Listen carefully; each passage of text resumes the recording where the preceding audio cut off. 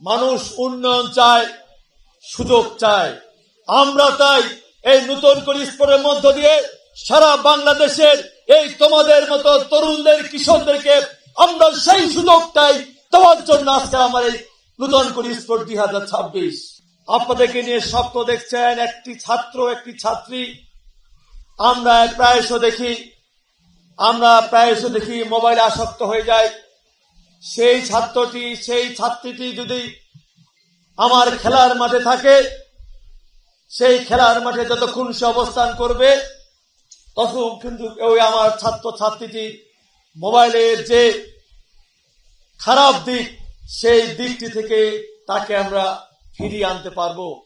এই জন্য মাননীয় প্রধানমন্ত্রী উনি অনুধাবন করেছেন আমাদের আগামী দিনে বাংলাদেশকে রক্ষা করতে গেলে আমাদের এই তরুণদেরকে খেলার মাঠে তাদেরকে নিয়ে আসতে, ফিরিয়ে আনতে হবে। এই জন্যই উনি শুধু বিভাগীয় পর্যায়ে নয়, উনি বাংলাদেশের প্রত্যেকটি থানা পর্যায়ে, উপজেলা পর্যায়ে মিনি স্টেডিয়াম গড়ে তুলতে চান।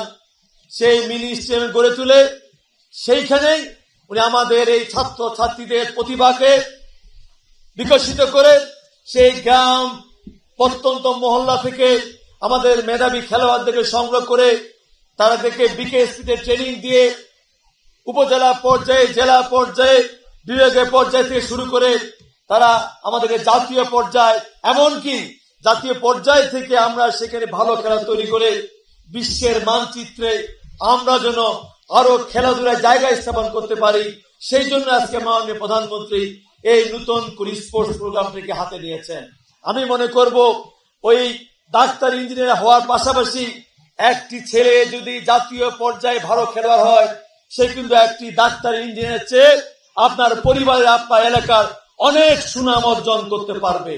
এই যে আমাদের আজকে যাত্রা শুরু হয়েছে 10 মে থেকে, আপনার সেই প্রিয় সন্তানকে আমরা সেইভাবে তৈরি করে বিশ্বের মানচিত্রে পৌঁছে দিতে চাই।